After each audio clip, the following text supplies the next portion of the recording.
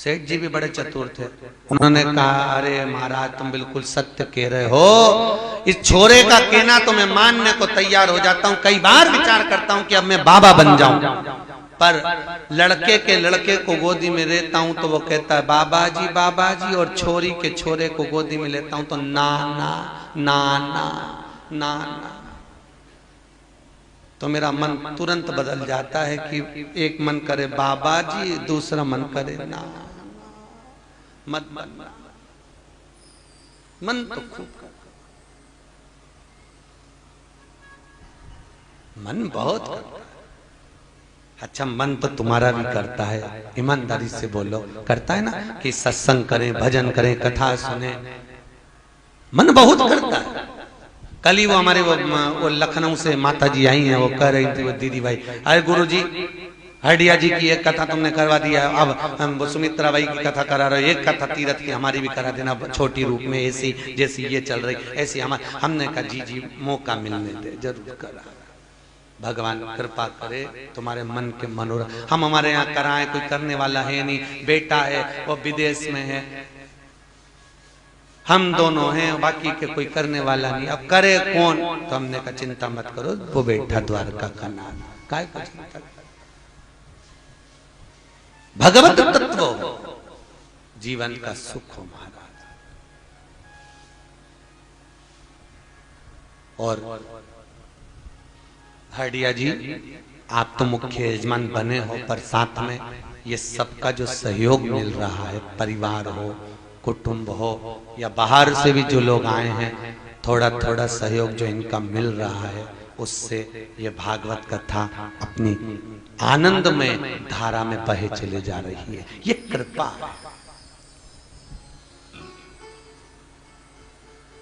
करूंगा। और हम तो भगवान से प्रार्थना करते हैं, आपके मन में ऐसा भाव आया है, भगवान उसको पूरा करे, पूर्ण करे। आपके मन की अभिलाषा ठाकुर जी खूब कृपा करें। और भगवान से आप भी प्रार्थना करना, सुखदेव जी महाराज, धन तो देना, ऐसा देना कि सत्कर्म में लगे, डॉक्टर में नहीं, इनकम टैक्स में नहीं, पुलिस में नहीं, कहीं गलत जगह ना लगे। धन देना अच्छी जगह लगे, अच्छी जगह,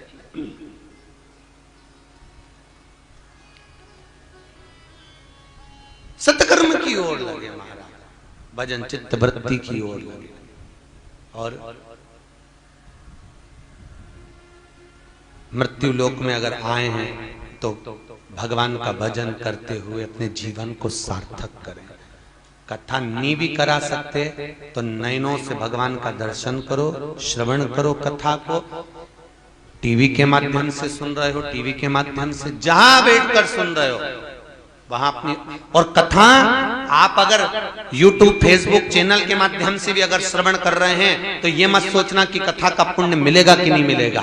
जितना पुण्य सुक्ताल में कथा सुनने का आपको प्राप्त हो रहा है, उसका 50% पुण्य आपको भी अपने मोबाइल पर और टीवी के सामने श्रवण करने पर प्राप्त अवश्य है। सुख का मिलेगा, आपको प्राप्त होगा। महाराज 3 पग भूमि का दान, तो 3 पग भूमि में तुम सो नहीं सकते, बैठ नहीं सकते, 3 पग भूमि का करोगे क्या? बस 3 पग भूमि, ज्यादा नहीं चाहिए, बहुत है इतना, ज्यादा लेकर करूंगा क्या? क्या बहुत छोटा सा बच्चा है, आप सब छोटे थे तो घर भी बनाते थे छोटा सा, याद है आपको? साड़ी, मम्मी की साड़ी लेके ऐसा हड़ा टेढ़ा बना के उसमें गुड्डा गुड़िया बिठा दे, उसमें छोटी सी चकोटी, बेलन, छोटा छोटा सामान, छोटा छोटा सा कुकर, बाल्टी, और पूरे घर में फैला दे, फिर मम्मी अच्छी चिमटा से धोए।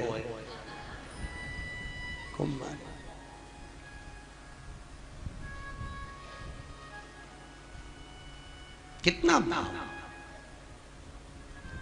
छोटे रहते हैं तो छोटा मकान अच्छा लगता है, छोटे से झोपड़े में अपनी जिंदगी निकालने का प्रयास करते हैं।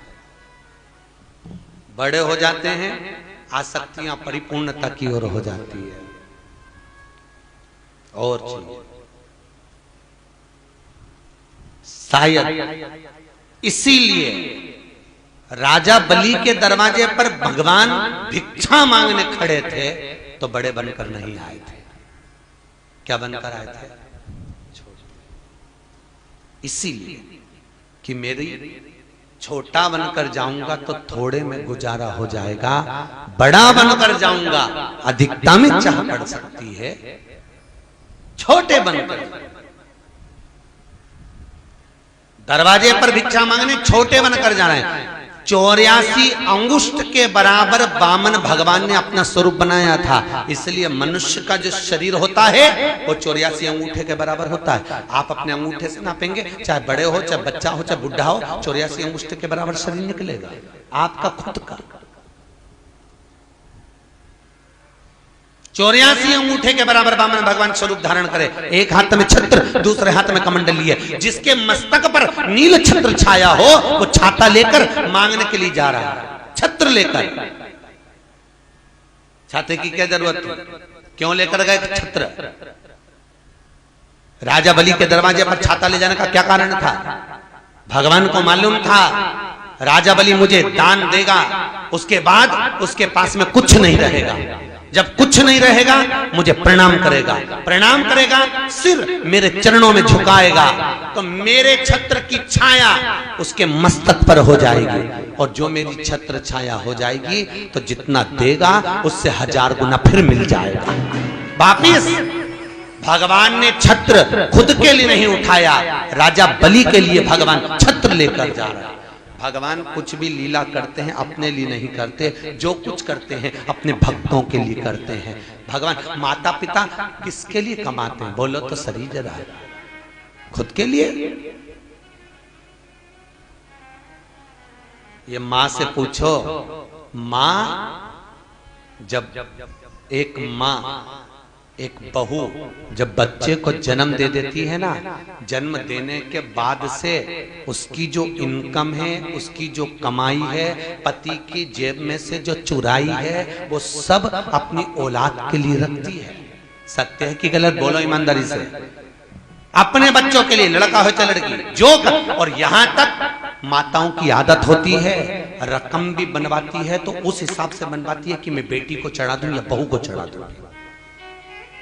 सोचो आप, खुद के लिए नहीं बनवाया। हाँ, बच्चा नहीं हुआ था उससे पहले वो खुद के लिए बनवाती थी, बच्चे नहीं हुए थे उससे पहले वो अपने लिए करती थी, पर अगर उसके गर्भ से बेटा हो गया, बेटी हो गई, जो हुआ उसके बाद में उसने जो जो चीज ली, जो जो रकम बनवाई, यहाँ तक कि मायके से अगर बेडशीट तक मिली है तो वो भी उसकी पलंग पेटी में आज तक पड़ी है। बेटी को दे दूंगी, बहू को दे दूंगी, चढ़ावे में चढ़ा दूंगी। आज तक खुद भोग नहीं करी है, अपने बच्चों के लिए संभाल के रख दिया। बस ऐसा ही मेरा परमपिता परमात्मा है, खुद के लिए कुछ नहीं रखता, तुम्हारा है तुम्हें समर्पित कर कर चला जाता है। रखो जीवन में, सर्वे भवन्तु सुखी, आप सुखी रहें।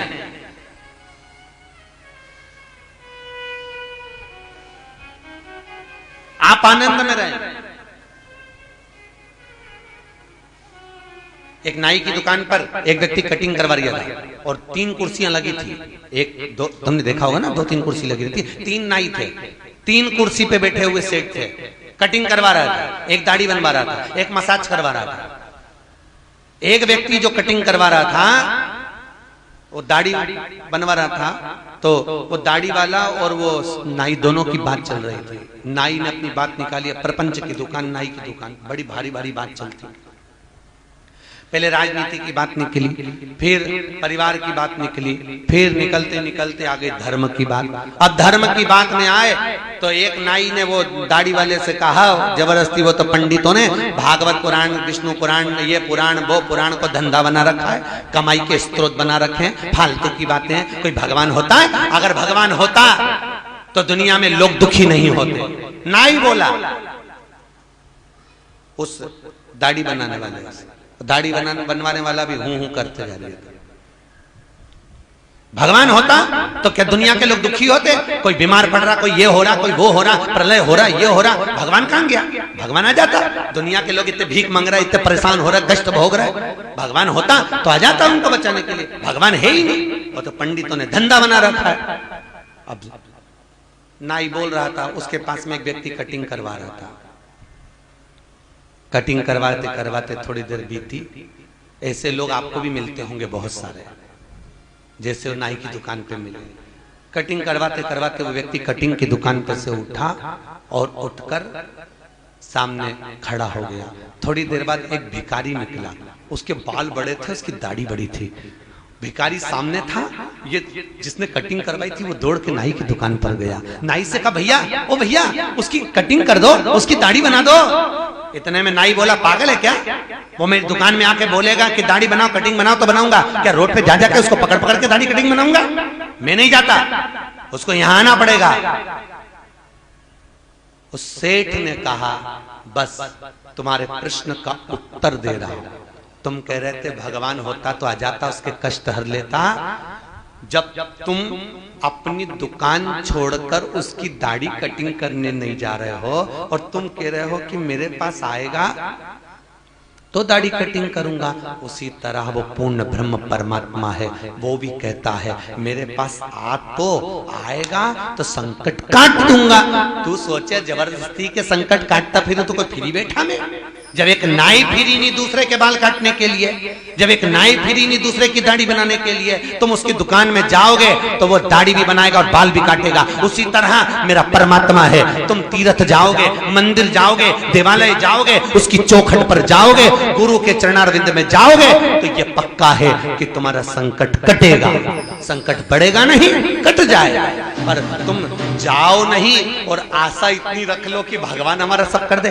दुनिया में कई लोग है, काम जरा सा नहीं करे भगवान पूर्ति करेगा, भगवान पूर्ति करेगा। तो भगवान तो तैयार बैठा है पूर्ति करने के लिए। फिर या तो उसके भरोसे पे थी, उसके विश्वास पर। आग लगी आकाश में, पृथ्वी पर गिरे अंगारे, जो सदगुरु ना होते तो मर जाते सारे। धर्म कहां जाता अगर ये वेद, ये पुराण, ये शास्त्र, ये भागवत, ये रामायण, ये गीता नहीं होती तो कहां जाते? कहां जाते?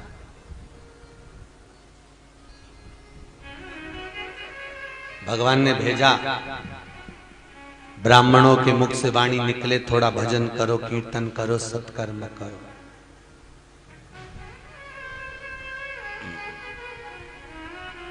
भजन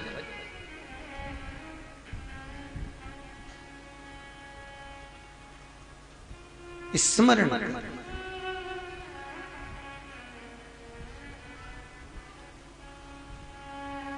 अब महाराज 3 पग भूमि का दान दे दीजिए। छत्र लेकर राजा बलि के दरवाजे पर बामन भगवान कमंडल लेकर खड़े हैं। राजा बलि आया। महाराज 3 पग भूमि में गाय नहीं बांध सकते,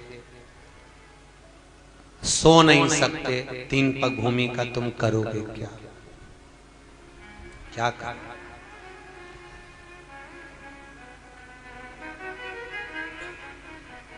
ऊपर से जब नीचे आए थे पृथ्वी पर, तुम्हारा जन्म हुआ था तो भगवान से बात करके आए थे कि मैं नीचे जाऊंगा तो मेरे को 17x40 का एक मकान दे देना। बोलते जाओ। ऊपर से जब नीचे आए थे तो तुमने कहा था कि मुझको एक गाड़ी दे देना तो जाऊंगा, नहीं तो नहीं जाऊंगा। नहीं जाना। कोई बात, कोई कमेंट, कोई बात हुई थी, कोई चित्त हुआ था, कोई लिखा पढ़ी हुई थी? नहीं, लिखा पढ़ी एक ही हुई थी। भगवान ने मनुष्य का शरीर तुझे क्यों दिया, किस लिए दिया? कंपनी भी एक बार चांस वापस देती है। क्यों? क्योंकि इसने पुराने समय में काम अच्छा करा, इसलिए थोड़े दिन और लगा के रखो। पूर्व में जो जन्म मिला था उस जन्म में तुमने खूब भगवान का भजन करा, दान करा, पुण्य करा, सत्कर्म करा, नाम जाप करा, तो भगवान ने अब की बार फिर मनुष्य की देह दे दी। अब की बार अगर अच्छा भजन पूजन कीर्तन करोगे तो फिर अच्छी मिल जाएगी, नहीं करोगे जपो।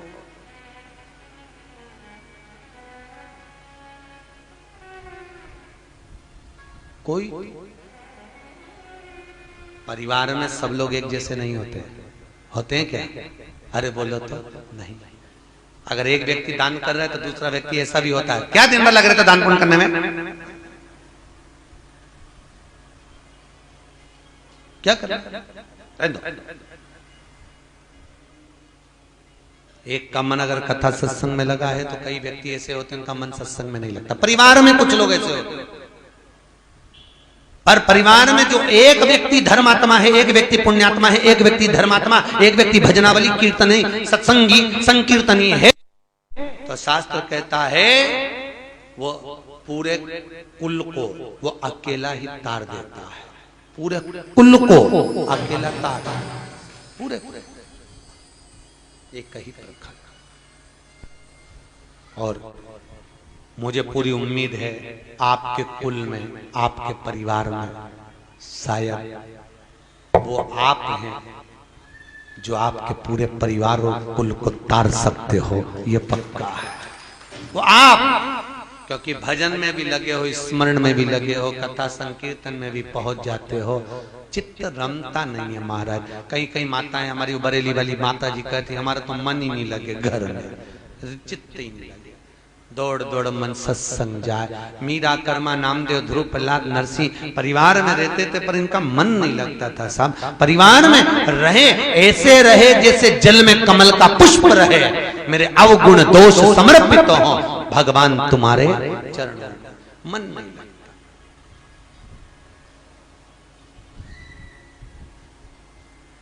ये मिलिट्री वाले, इनको आर्मी से फुर्सत नहीं मिले, मिश्रा जी दौड़ दौड़ के यहाँ कथा कहीं हो तो दौड़ कर आ जाए। हम इनसे कहते हैं तुम्हें छुट्टी मिल जाती है? अरे गुरुजी बड़ी मुश्किल है, हम शादी ब्याह पार्टी कहीं फंक्शन होता है परिवार में वहां नहीं जाते, हम उसमें नहीं जाते, बस आपकी लिस्ट देख लेते हैं कि कथा तीरथ में यहाँ हो रही है तो हम शादी ब्याह सब कैंसिल कर देते हैं, खुद के परिवार की शादियां कैंसिल कर देते हैं, हम उसकी एप्लीकेशन नहीं लगाते। पर हम एप्लीकेशन लगाते हैं तो केवल भागवत की लगाते हैं कि हमको शादी में नहीं जाना, 7 दिन कथा में जाना है, सत्संग में जाना है, संकीर्तन में। वो पेड़ीवाल जी ग्वालियर से आ गए गाड़ी लेकर, सत्संग में जाना है, मन सत्संग में रहता है।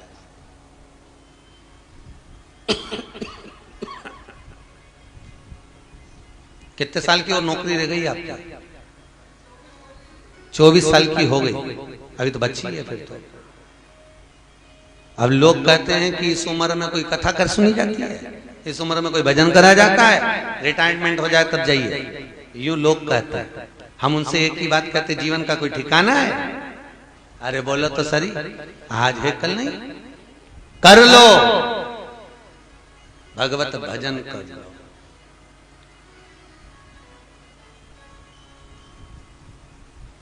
मिलती नहीं दोबारा रे ये मानव देह की जाति, बड़ी कठिन। मानव देह में जप लो हरि को, ये बार बार नहीं मिलेगी महाराज, बहुत कठिनता से मिली है, बहुत कठिन।